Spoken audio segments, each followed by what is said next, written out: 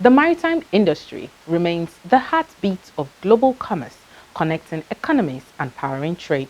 At the center of Nigeria's maritime operations is Nigerian Shippers Council, working tirelessly as the port's economic regulator to foster efficiency, fairness, and innovation across the sector.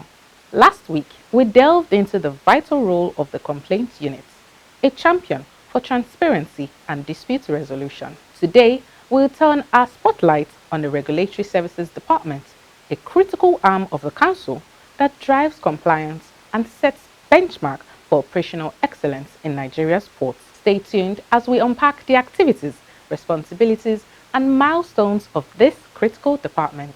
Plus, we'll bring you an update from the Ministry of Marine and Blue Economy on steps being taken to ensure safer waterways.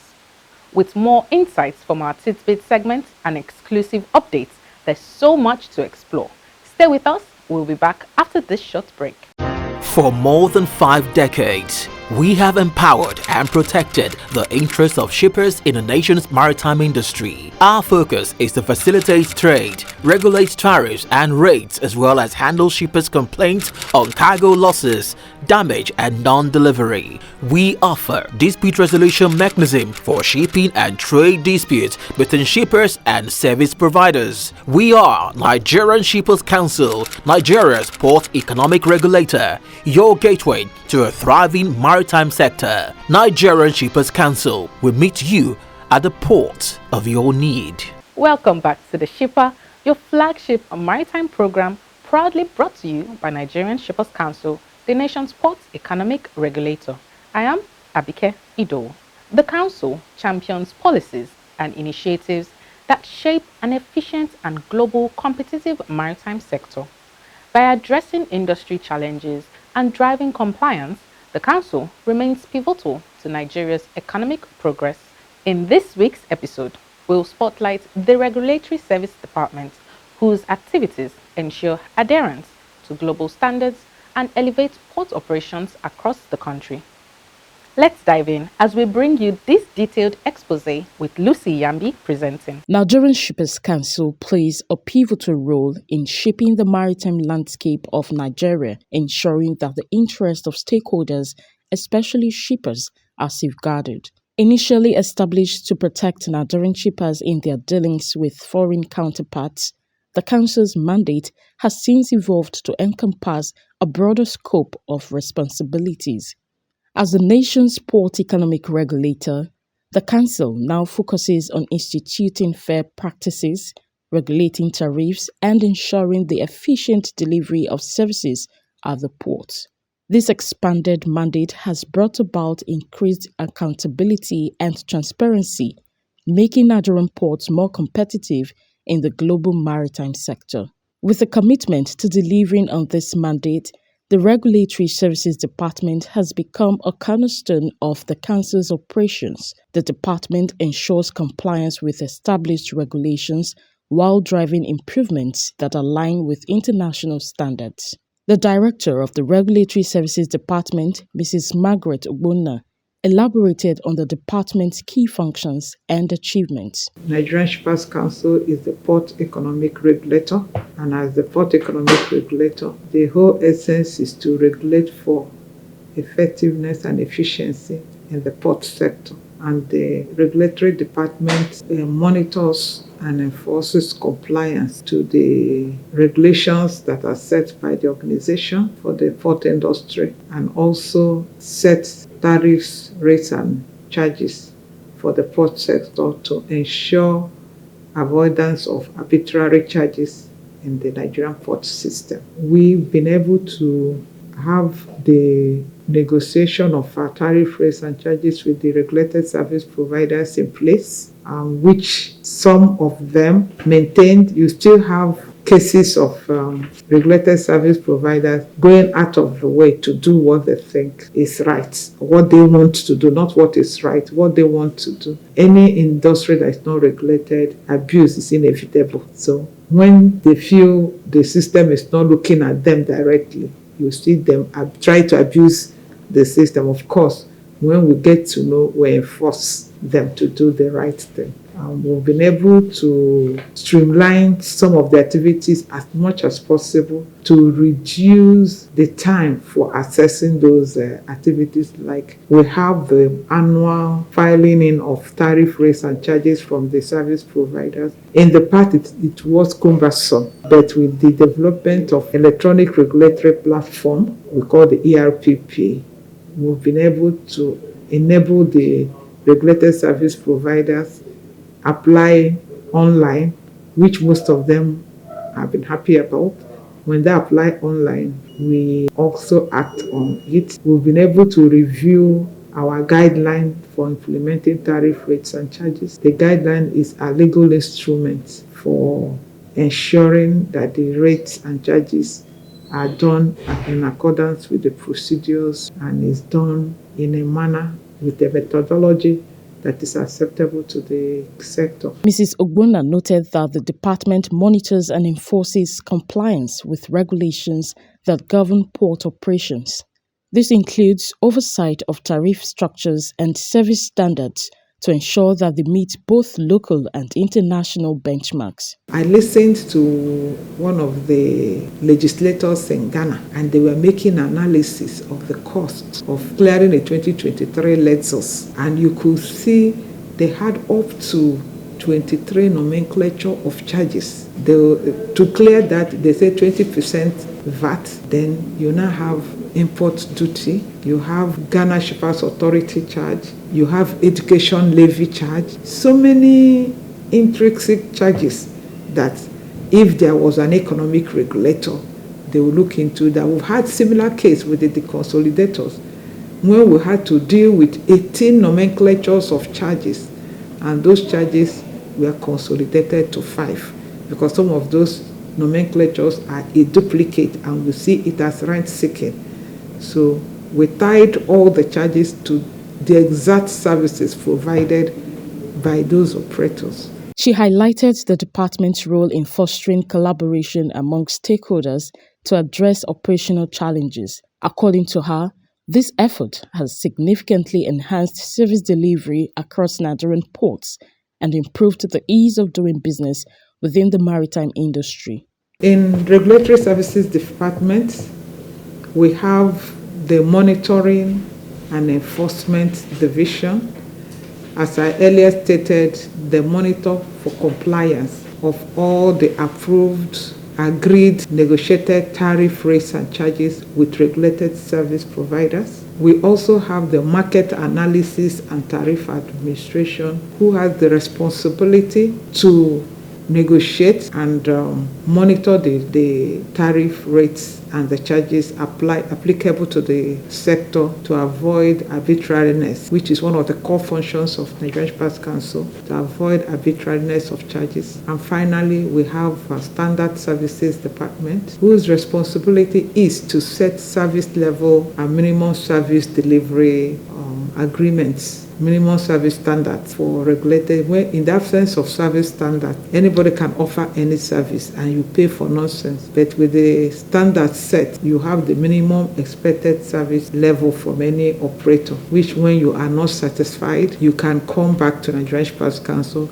We have the complaints unit that mediates and handle such issues of dissatisfaction with the stakeholders. Looking ahead, Mrs. Ogbonna outlined ambitious goals for 2025, including the implementation of new policies designed to streamline port operations and further enhance the competitiveness of Nigeria's maritime sector. We already have a platform for automation, but we intend to expand the platform to accommodate the review we plan to do with the tariff rate and charges. Then we also want to having a real-time data management in place. Mr. Adeshina Sarumi, head of the Monitoring and Enforcement Division, elaborated on the division's role in ensuring compliance with the Council's standards. He also explained how the division gathers critical data on port operations to guide policy decisions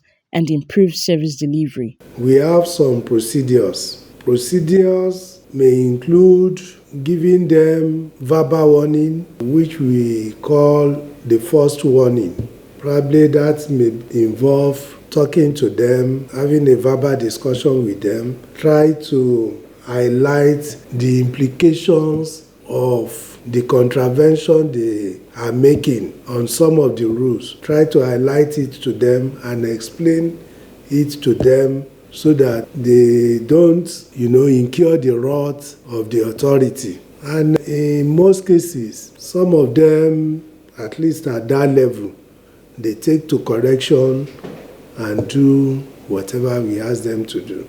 We also collect statistical information from the port, especially information that has to do with the economic of the port, the number of vessels that comes in, the type of vessels, what we call the GRT of vessels, and the throughput, the cargo throughput, and all other relevant economic information can be generated from the port. We collect it both electronically and in paper form. We bring it to the office, we analyze it, and we provide it to some of the other sister agencies that may be in need of those statistical data. Deputy Director of Market Analysis and Traffic Administration, Mr. Kamashe Ibrahim, provided insights into how the department oversees tariff reviews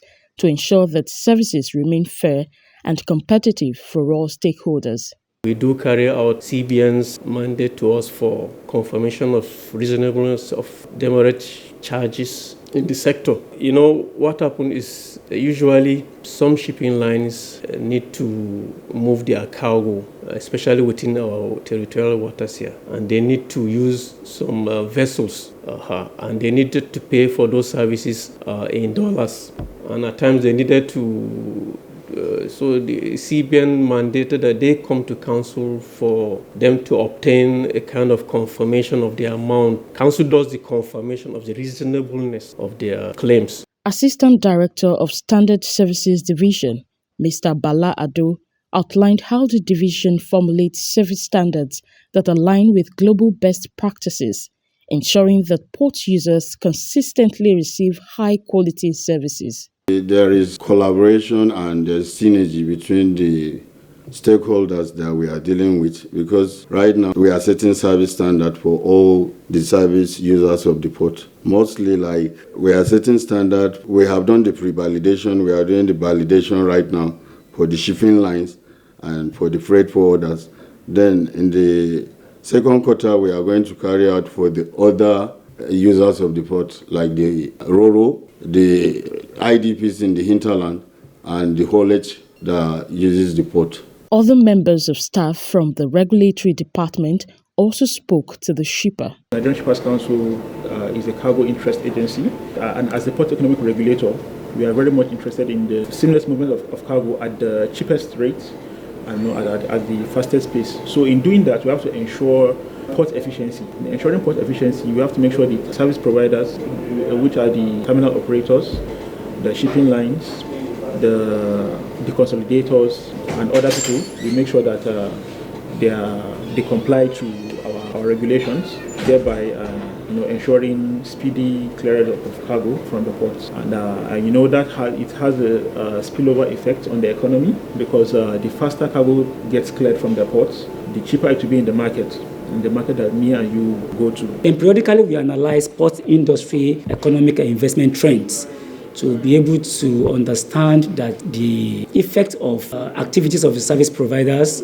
the effect of the increase in the cost of service rendered is not putting pressure on the economy of the country. We monitor the benchmark freight and then maintain records and statistics on all ports and terminals activities in Nigeria. Together, these divisions form the backbone of the Regulatory Services Department, driving the Council's mission of creating a more efficient and competitive maritime sector.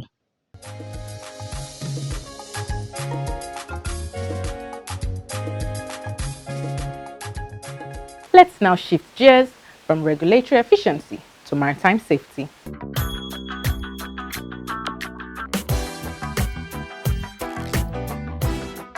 The Honorable Minister of Marine and Blue Economy, Adegboyega Oyetola, CON, has taken a bold step to address the alarming issue of boat mishaps in Nigeria. At a meeting in Abuja with heads of agencies under his supervision, the minister inaugurated a 7-member committee tasked with assessing the operations of commercial boat services in the country's coastal and inland waterways, with representations from key agencies like the National Inland Waterways Authority, NIWA, Nigerian Maritime Administration and Safety Agency, NIMASA, and the Nigerian Institute for Oceanography and Marine Research.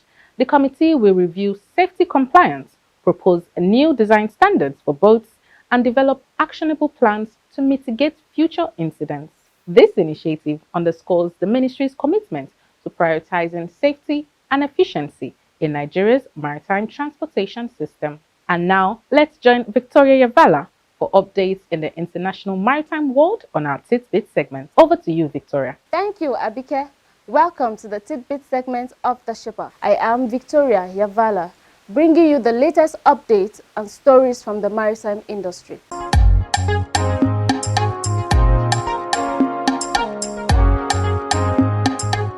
A groundbreaking development is underway in Kebbi State as plans to establish inland dry port in Samia, Bagudo local government area gain momentum.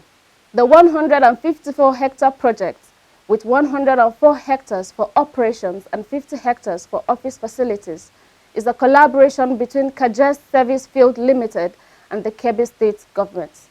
Nigerian Shippers Council officials, led by Deputy Director Public-Private Partnership Paul Gamvua, praised its economic potential during a site tour. Well, we're here to conduct due diligence on the visibility study, and which they provided, the company provided based on what government wants, and also look at some of the requirements of the dry ports in terms of how it's going to build, how is it connected, the distance connected to rail, also the road connectors linkage to the dry port, and also some of the structuring design. All have been done. We have seen the document yesterday, and we'll collect them and take it to our technical room and look at it from Nigerian Shippers Council point of view. The Permanent Secretary, Kebbi State Ministry of Lands and Housing, Abubakar Ahmed, confirmed all documentation is complete. Acquired the size, assessed the farmlands, paid compensation to farmland owners, issue certificate of occupancy to the inland dry port site for the purpose of that business. The chairman, Kajas Service Field, Suleiman Argungu, thanked President Tinubu and Governor Idris Nasser for supporting the prompt compensation of landowners. So Mr. President has assured the governor that in this year's budget 2025, by God's grace, that contract will be in this year's budget. Construction will begin after final approvals. In another development, Nigerian Shippers Council has demonstrated its commitment to corporate social responsibility by donating essential items to 4 beneficiaries in Zaria, including Zaria Primary Health Care, Magajia, Government Secondary School, Magajia, Beth Tori Home and School, and Kufena College. Items such as freezers, washing machines, gas cookers, and textbooks were distributed. The Executive Secretary and CEO, Pius Akuta MON, who was represented by Hajia Karimatu Othman, The Director, Northwest Zonal Office, emphasized NSC's dedication to uplifting communities. When you walk in here, you have a certain feeling and you understand what humanity is. And like he said, I will reiterate that we should all be grateful to Allah for where we are and that we have the ability to actually come here and distribute CSR items. These items are going to be distributed courtesy of Nigerian Shippers Council from our Chief Executive, Dr. Pius Aputa. Alhaji Mustafa Zubairu, the Director of Special Duties Department, who also attended the CSR initiative, highlighted their focus on supporting schools, hospitals, and vulnerable groups. We hope that all the items provided will be properly utilized for our sons and daughters. To stay informed, do follow our social media pages at NG Shippers on Facebook, Instagram, YouTube, and X. Let's turn to our complaints register for the week.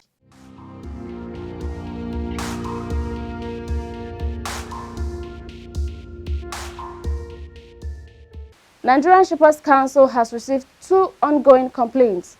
These include damaged cargo and outrageous billing. We encourage stakeholders to visit our website at www.shipperscouncil.gov.ng for more information or to lodge their concerns. Let's shift focus to the international maritime sector. Ocean Network Express 1 will launch the East Coast South America Express 2 SX2 service in April 2025.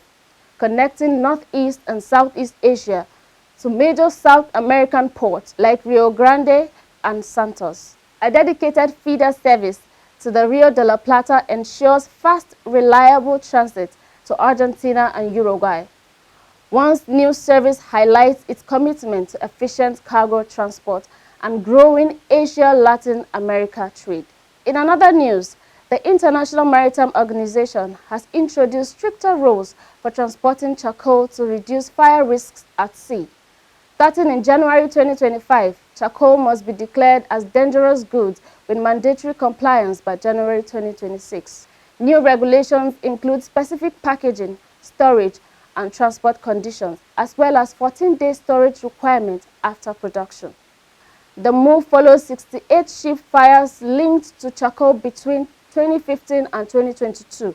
The German Ship Owners Association supports the changes and urges early adoption. And that concludes this week's edition of Tidbit on the Shipper. Thank you for joining us.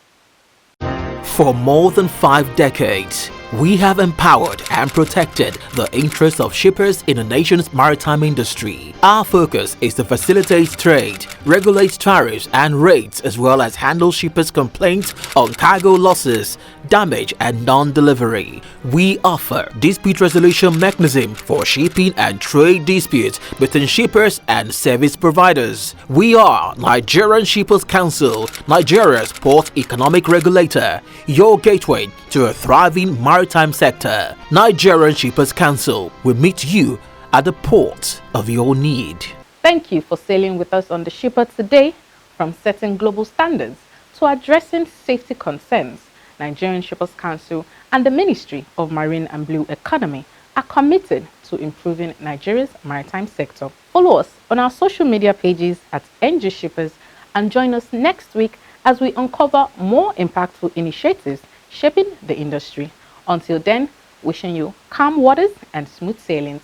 Goodbye.